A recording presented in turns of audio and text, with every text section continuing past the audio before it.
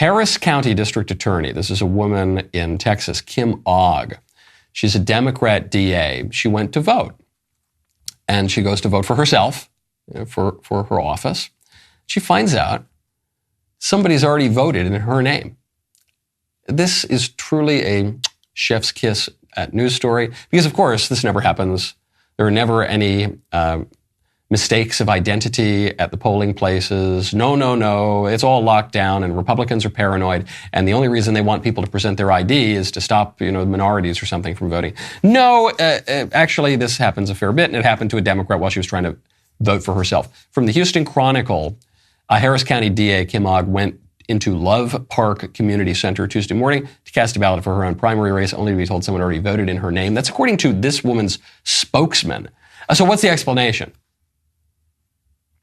The explanation here, I guess Kim Ogg could rest easy because whenever people vote in your name who aren't you, they're always Democrats. Maybe they're dead, maybe they live somewhere else, but in any case, it probably didn't change the outcome of the vote.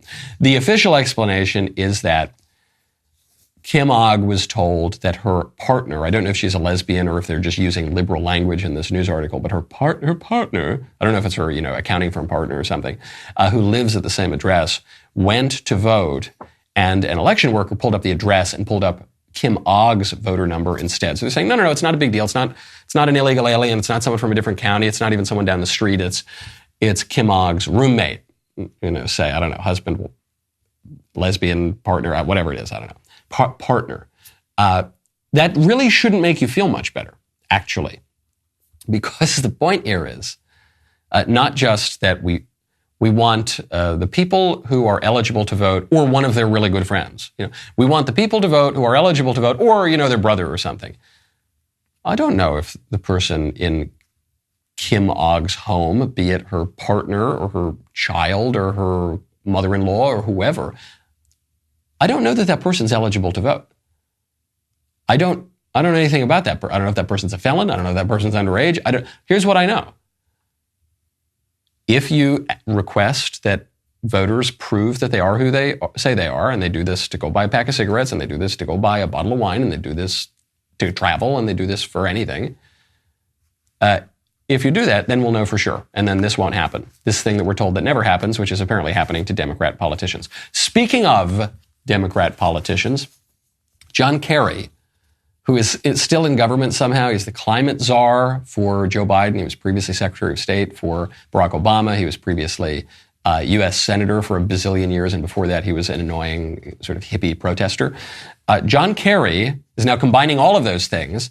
He is demanding that the Russian military, during its invasion of Ukraine, focus on what really, really matters, and that is, of course, reducing carbon emissions.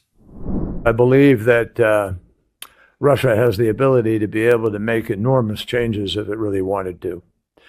If Russia has the ability to wage a war illegally and invade another country, they ought to be able to find the effort to be responsible in the climate issue. Unfortunately, because of the actions that Russia took in an unprovoked, illegal war against another nation, we have not been engaged in discussions with Russia. Sadly, I say sadly because it's a loss for the world not to be able to have Russia acting constructively on this issue. But we need every country, including Russia. Russia is one of the largest emitters in the world. If Russia wanted to show good faith, they could go out and announce what their reductions are going to be and make a greater effort to reduce emissions now. And maybe that would open up the door for people to feel better about what Russia is choosing to do at this point in time. Please, Vladdy, while you're sending in those tanks and blowing up all of the Ukrainians with your missiles, would you please consider using a solar missile? Would you consider a hybrid missile? Vladdy, please be responsible when you're blowing up the Ukrainians. Stop emitting all that carbon, Vladdy. A fanatic, it has been said, is a person who cannot change his mind and will not change the subject. And that's where we are. And it shows you just how seriously the Democrats really take the Ukraine war. They pretend it's the most important thing. For goodness sakes, Joe Biden opened up the State of the Union with the importance of the Ukraine war. And if you're not, out there waving the Ukraine banner, or you're somehow a traitor to the United States or something. But they don't really take it seriously. They say, listen, all right, if you're going to keep shelling those damned Ukrainians, how about you at least use a lighter carbon footprint, buddy? It even shows that they don't take the climate change issue all that seriously either. It's just a way to pressure their adversaries, their opponents, into just going along with the broader program, because obviously climate change is not just a regional issue like the Ukraine war. Climate change is not just a class issue like raising taxes on a certain tax bracket or something. Climate change is, by its very nature, a global issue.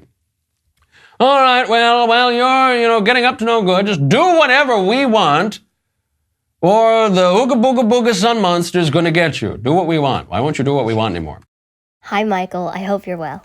My Filipino immigrant parents hold pro-Second Amendment, pro-life, pro-legal immigration, and law and order values. But even though they do vote, they don't follow politics closely and don't associate these principles as strictly Republican or conservative. They see them as common sense and assume both parties agree and actually vote Democrat due to the media's unfavorable depictions of conservatives. How do you suggest I initiate a conversation with them to encourage them to consider voting for the Republican candidate in November without hitting them over the head with it? Thanks for your insights. Sincerely, Nicole, the girl who gave you the Trump Reputation era shirt at CPAC. Oh, hey, great. Nice to hear from you. That's fabulous. So the way to do it, because people have some prejudice. I have a friend who says, facts don't care about your feelings, but politics cares almost exclusively about your feelings. That's true for everyone, including your parents.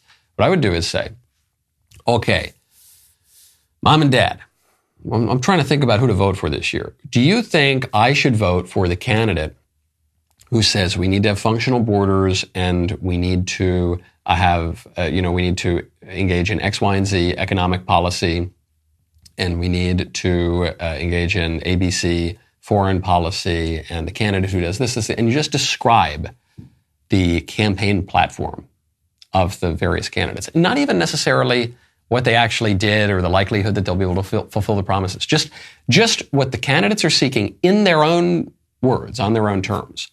And from what you're telling me about your parents, they'll say, oh yeah, the first guy, give me the first guy. Say, okay, so I'm just reading from the campaign platform of Donald Trump. So you want that, and you don't want the guy who disagrees with him on all these issues. So you want Trump. And just allow them to, oh, okay. And it doesn't need to be a big gotcha or anything like that. You say, hey guys, look, Biden's slippery. He's got an interesting PR team, but yeah, you've just told me you support Trump, so it's all good. That was a great clip, huh? Now, hold up, ring that bell, subscribe to the Michael Knowles YouTube channel. We'll see you next time.